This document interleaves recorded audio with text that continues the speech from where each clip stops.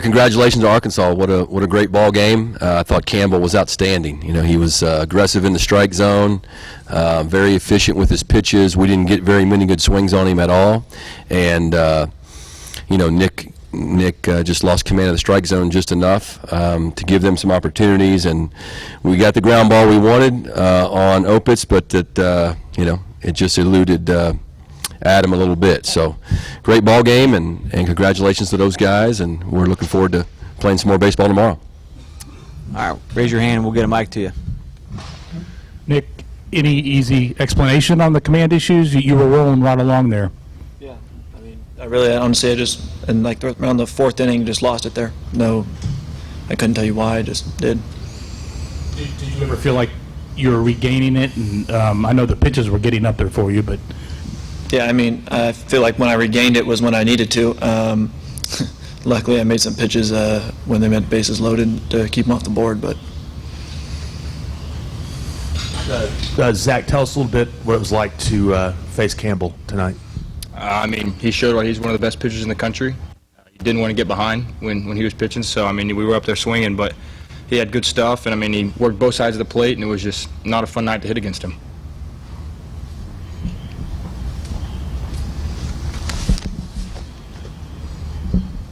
What makes him so effective? I mean, he's got really good velocity. He's got two really good breaking balls, a really good off speed in general. And so, I mean, when he can throw all four of those for strikes, you can't really eliminate anything, and you got to be on your toes and ready for whatever he's going to throw at you. And a good pitcher like that, good pitching beats good hitting. So.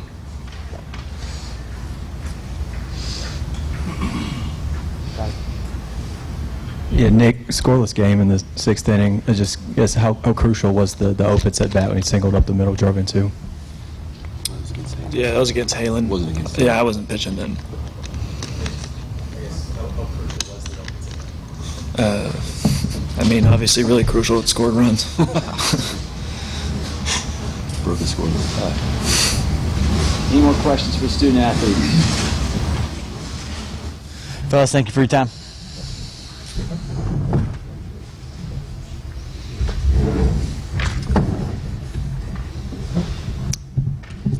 All right, same thing for Coach Schlossnagle. Raise your hand, we'll get a mic to you. Bob?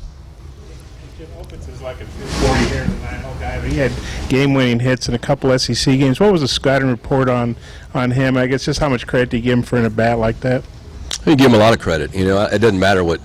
I mean, 240 hitter, but he's an experienced player, competitive at bats. When you play high-level Division I baseball and you're an everyday player for a national seed SEC team, you're going to be ready for those moments. And that ball could have easily been a foot left, and it's a 6-4-3 or 6-3 double play, but it wasn't. And we set the table for them with the error, and you can't give any. In this game with the pitching, the level of pitching that was on the field.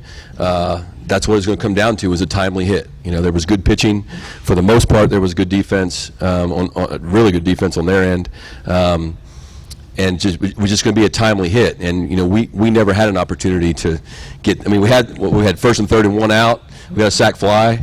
That's where we needed a ball in the gap, which is it's hard to get off a guy like Campbell. So, but yeah, that was a big hit, and that's how you win championships. That's why they played for a national title last year. They know how to win baseball games, and TCU does too. But they're an excellent team. Jim, was that a case of Adam just trying to rush it a little bit? I don't know. I got blocked out a little bit by the umpire. He shouldn't have been trying to rush it because there was no double play to be made. But sometimes the replay is awesome, and sometimes it stinks.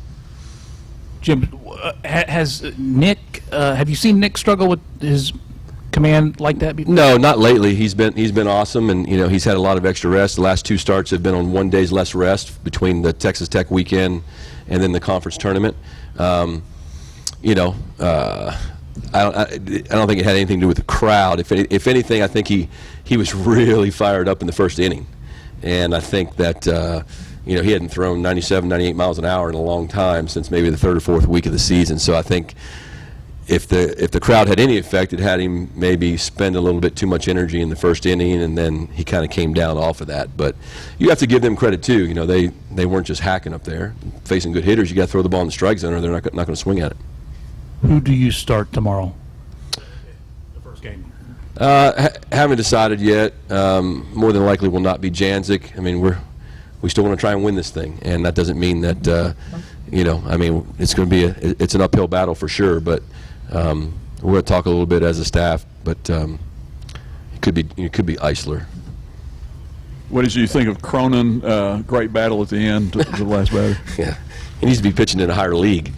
Yeah, pretty awesome. You know, we've had those kind of guys in the past, not left-handed, but you know, we've had the All-American closer. We had one of the best ones in the country for 3 years in Durbin Feltman, and it's fun when you have a guy coming out there throwing that hard and throwing strikes. So he's awesome. It's fun to watch. It's not fun to watch in our dugout. What do you think of Trevor Rizzo? He had a really good at bat, I thought, to start the game, even though he made an out. I think it was 7, and then he had 3 doubles. I know one guy was lost in the lights. What did you think of him going 4 for 5, I guess? Yeah, I mean, he obviously he's a guy that makes them go, you know, and switch hitter, good from both sides. Tough to, I mean, I haven't looked at his numbers lately. Doesn't punch out much. You can tell he's a fighter, competitive player. Anybody that's, you know, he's not the biggest guy playing first base for an SEC school, that tells you that he's a grinder, and he's a winning player, which they have a team full of those guys. You know, Fletcher's that same kind of player. So that's why you play for national titles, and that's how you play for national titles. And he's a good one. Can you talk a little bit more about going to the pen there in the 6th? Yeah, you know, I just felt like Nick was out of gas. We knew we were going to try and stay left-handed the whole game, you know, because against those guys in the middle of the order, and even though you stay left-handed, we threw a kind of a different lefty, and hoping that Halen could get some ground balls, which he did. You know, he got the comebacker, which we dropped. He got a ground ball single to the left, and then he got a ground ball up the middle. So it just wasn't meant to be. And then I thought Cal did a great job, and Augie did awesome. So we were in the game. We had a chance. We were the home team. We had a chance in the 9th inning against a great closer. But you know, he did a nice job. So, I mean, I'm okay with how everything went in that ball game from our standpoint, from a pitching standpoint, with the exception of wish Lodolo could have gone deeper in the ball game. Matt?